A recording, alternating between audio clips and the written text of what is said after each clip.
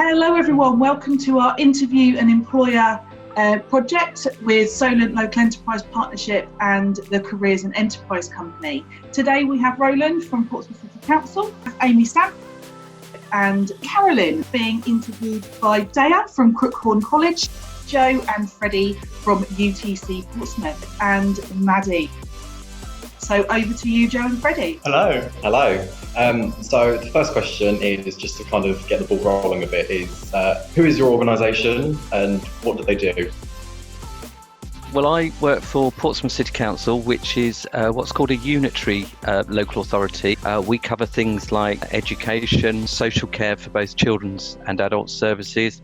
We cover housing, we cover public health. We also look after things like planning, so how we regenerate the city, how we improve people's lives. So we pretty much look after everything from people being born to when they die and everything in between. There's about 35 people in legal services in total. The services that we provide cover property, advice, contracts and commercial, so all of that sort of non-court work, and then the litigation side to deal with all the court work and the contentious services, adult social care and children's social care as well. So yeah, we cover a broad range of things across the whole council really. I work as an occupational therapist. Occupational therapy works with people who are ill or injured or disabled. I tend to work with people in the community, and I work in rehab, which is rehabilitation.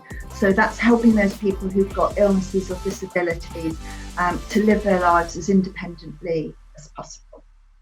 What is your responsibility and what does that involve? So my role is got the grand title of being the Learning and Development Business Partner. My responsibility is for the workforce development across the council. I'm there to look after the apprenticeships. We've been one of the leading local authorities actually in terms of increasing our numbers. I'm also responsible for things like social work qualification, occupational therapist qualifications, and also we part of my role is to think about things around values and behaviours.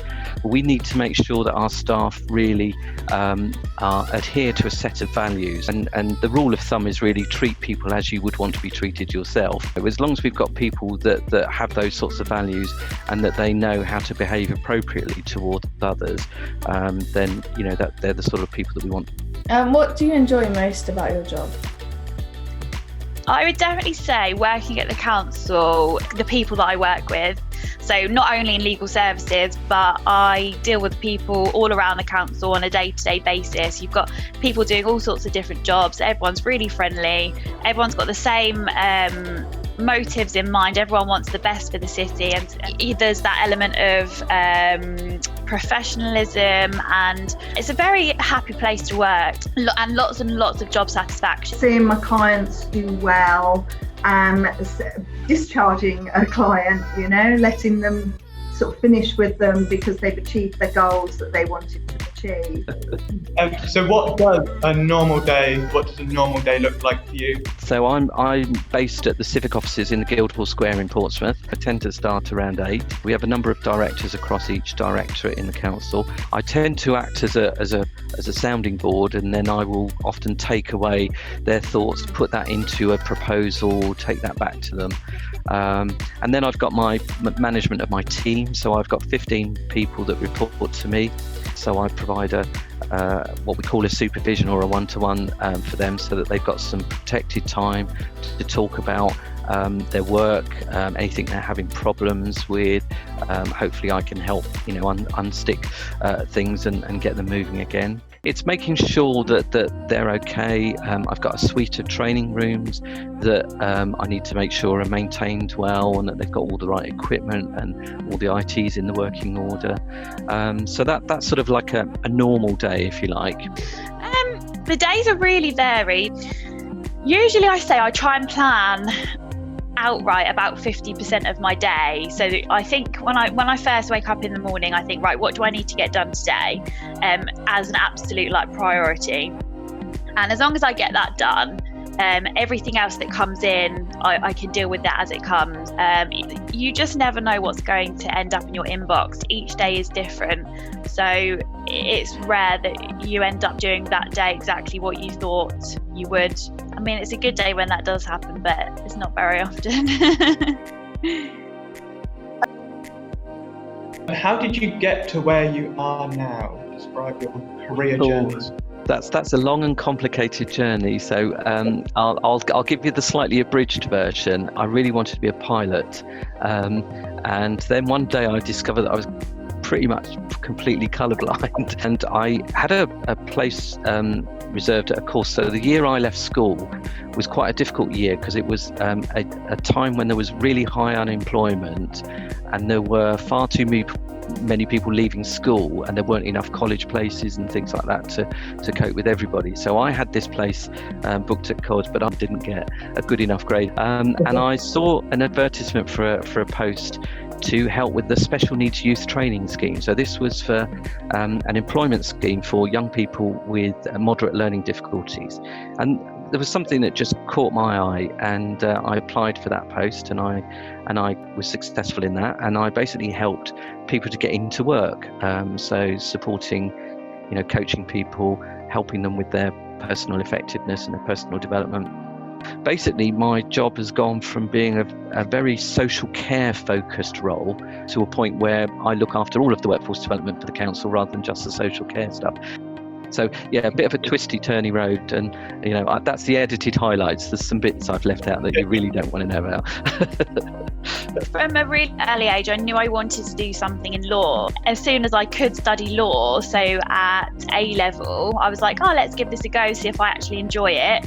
And yeah, just haven't looked back ever since. Enjoyed it more and more as I studied it, and took it from one stage to the next. So yeah, I've never really changed what I wanted to do. I guess I wasn't exactly sure that I wanted to be a solicitor, and there are different routes that you can go down in law. So the police, for example, even if you've got legal qualifications, you can go into the police and things like that. So my mind was open as to the specifics, but I enjoyed law and the problem solving behind it and the analytical skills and things like that. And also I knew that even if I did start to study law and then decided against it, it's a qualification with quite a lot of transferable skills. So if I did change my mind, then it wouldn't be the end of the world, and I could use that as a platform to access something else, which I was quite wary of from the beginning. What skills and qualifications did you need to get your job? I'd say over and above the general qualifications and skills that make a good solicitor, so being analytical and things like that. I think skills relevant to working in local authority, you have to be really, really organised, because you've got lots of little things happening all the time. So you need to have strict time management with your diary, even just a case of managing emails and making sure you don't miss anything, making sure you don't miss deadlines. And I think you have to have quite good communication skills. Also, being able to convey quite complicated legal principles in a clear and concise way, so that can be fed down to teams and they understand the situation from a practical level, as well as the legal principles that sit behind it, and they can then make decisions from that. So legal services, we're not decision makers, we're there just to advise the council and its officers. So we have to give them all of the information they need to then go away and make that decision on whatever it may be. I don't think I could have just gone straight into this role. I think it was really helpful because part of the stuff around social work, you learn a lot about yourself. You learn how your values and behaviours can impact on other people. You learn about what motivates people, what doesn't motivate them, what helps and what hinders them. You learn a lot about communication in terms of, if you think about the people with learning disabilities that I worked with, verbal communication wasn't always the right method, and therefore you had to break things down into easy read versions or use Makaton's sign language. and just be able to communicate information in a way that's easily understandable was really helpful. You need to be well organised and be able to prioritise as well as a social worker, so that all certainly helped. And just being able to relate to people, engage with people was, really good. To be an occupational therapist, you have to have a degree. So that's, I say that. In actual fact, last year they just brought out the apprenticeships for occupational therapy. I believe it will be sort of people working in maybe like doing my job, but learning my job, if you like, and then doing some studying. But the way I did it was I went to Southampton University and I did my degree over 4 years because my employer paid for the degree. So I had to do my first year part-time and carry on with my job at the same time. So yeah, it is a degree or apprenticeship job. What are your top tips for a young person making career decisions today? I think do something that you love now. You never know where you're going to end up. Don't feel pressured into doing something that other people think you should do. Do what you want to do. And if you're good at English, go and do something in English. If you're good at maths, go and do something in maths. Because if you enjoy doing it, you'll be good at it. I'm a big fan of transferable skills. It was something when I worked in youth training that was we really encouraged people to think about the skills they had and how they could transfer those to other environments. So, any advice I'd give to you in terms of your, job seeking and your career in the future is to really don't lose sight of any of the skills and the experiences that you've had, because there are always elements of those that are transferable into other environments and that you can make the most of. So yeah, that one bit of advice. I'd say, of course, absolutely go with what you enjoy doing, and you'll have an idea of that already. Maybe don't pigeonhole yourself too early as well. So as I was saying, like where I studied law, there are lots of different avenues that you can go down, and you can make that decision as you go along. No decisions need to be made too early on in that process. Also, I was really keen on getting lots and lots of work experience and just putting yourself out there and getting lots of office experience and contacting companies. So my CV started to build up quite early on, just with a week here and a week there, and just it's a tough market depending on what you want to go into, so you have to put yourself above the other people, and the earlier you can do that, the better. So that definitely helped me, and I'd say that was quite a good top tip. But apart from that, enjoy the process, because you're in this for the rest of your life. So make sure you find it fun.